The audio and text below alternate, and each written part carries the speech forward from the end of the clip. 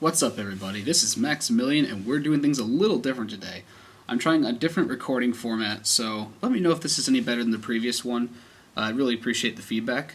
But anyway, let's get on to the catch-em-all. First things first, go to Seafoam Islands, because we need to get ourselves a shelter. Not too hard to come by.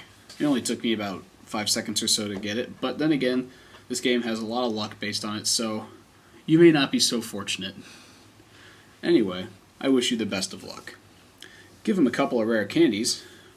No, don't give him any rare candies. He needs a water stone. Gotcha. And he will evolve into Cloyster, aka the Vagina Pokemon, as Mercadurka so dubs him. Quite an apt description, I have to say, but I never really would have considered it before. So props to you, Taylor. The only place you can get a Drowsy in this game that I'm aware of is east of Vermilion City. So go ahead and fly over there. These guys really aren't that hard to come by, but you're also having to fight your way through Spearows and Ekans and all other kinds of things. So it may take a little bit. I just happen to be lucky. I guess karma is starting to turn back my way after fighting through all those freaking Zubats and Tentacruels. Well, no, I shouldn't say that. Karma really just hated me this episode. I'll explain why a little bit later. I kind of messed something up. But anyway, if you give him a couple rare candies, he will evolve at Hypno eventually. Or evolve to Hypno eventually. Blah. Krabby you can only fish for. And as for pretty much every Pokemon in this game, you're going to fish for it in Cerulean City. At least every Pokemon that you can fish for anyway. You can't just pull random Dragonites out of the water. As much as I'd want to, you can't do that. So, go and fish for a little while. Krabbies aren't too hard to come by. And then you're going to have to give it quite a few, because as with most Pokemon that you can pull out of the water, they evolve at extraordinarily high levels for just random Pokemon. I don't know. That's just my opinion anyway. And you'll get Kingler, who I kind of forgot existed. Like, going through the Pokedex, I've noticed that there are several Pokemon here that I never even would have considered before. Like, I don't even remember them happening, and then once you look at it, the name of the Pokedex, it's just like, oh my gosh, I didn't realize that that Pokemon was there. So yeah, kind of bringing back nostalgia for me, but yeah, what can you do? That's this game. It's just like a walk back through time. So if you go to the power plant or the grass that's just above the Cerulean entrance to Rock Tunnel, you will eventually get yourself a Voltorb. I happen to have an Electrode already that I got from the Old Man Glitch. So if you're using a different name than mine, you'll probably have to just use rare candies on it, but really there's not really any difficult challenge to getting an Electrode. Alright, now, Execute. You'll notice that you can only get Execute in the Safari Zone, and this can make things a little bit difficult, because not only do you have to go through the trouble of finding one, but you have to go through the trouble of getting really lucky to get one with a Safari Ball, which is nigh impossible. Excuse me, nigh impossible. I had to belch there. However, there's an easier way to do this.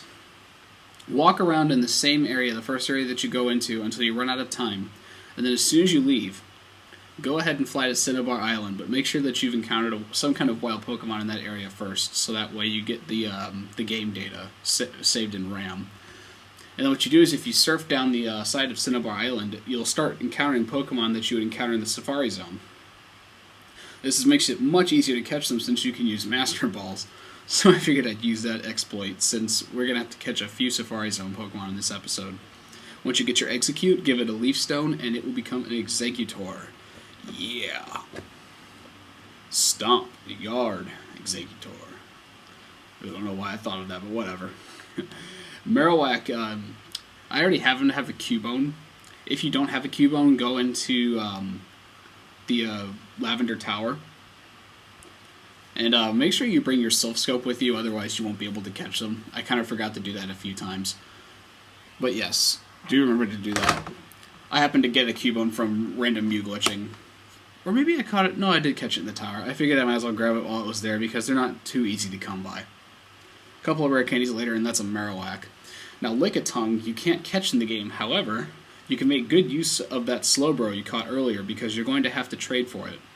So go grab that Slowbro you got from the last episode, and what you're going to do is you are going to fly east of Fuchsia, or not, you're not going to fly east of, you're going to fly into Fuchsia City.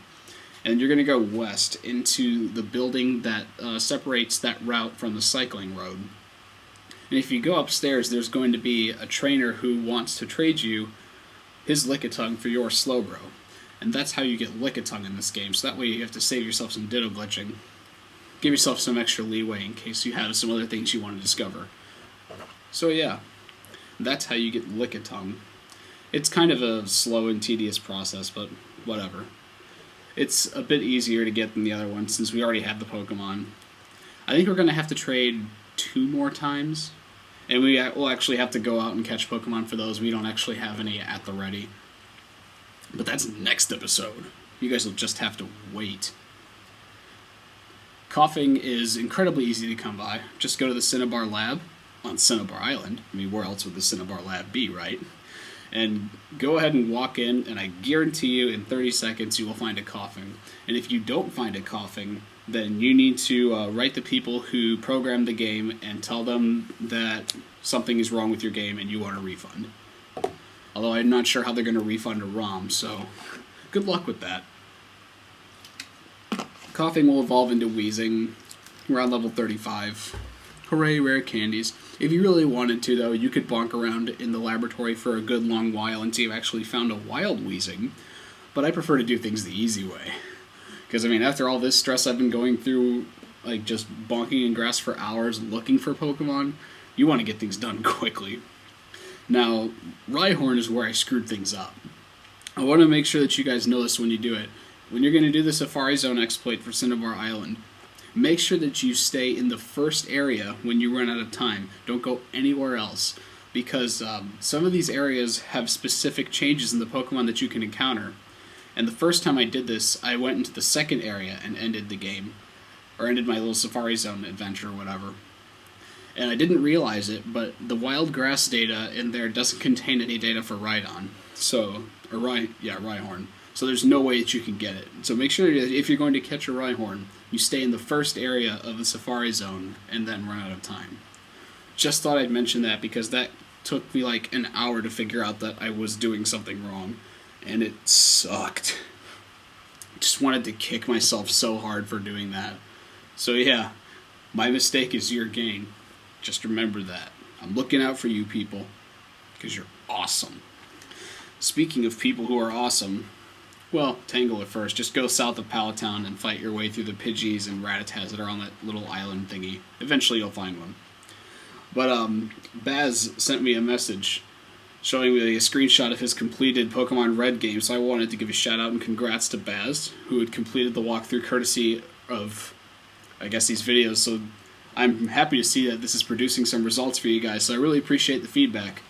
Hopefully you guys are having as good a time with this as I am, and hopefully you're as successful as I am with this. Hopefully I haven't run into any roadblocks or anything like that. Always, if you have any questions, feel free to ask me.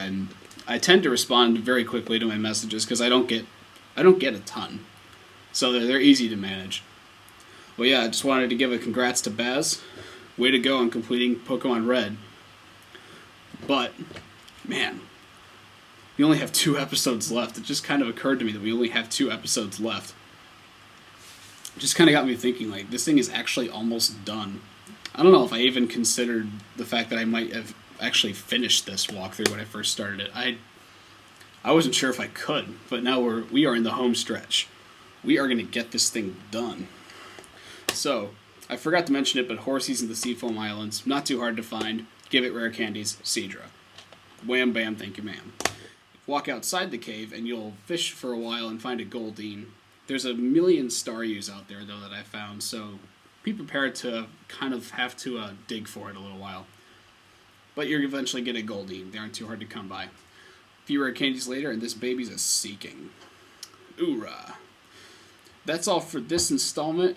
Next episode is the last section of the Catch 'em All, and then the grand finale where we catch Mewtwo. So stay tuned. I'll see you then.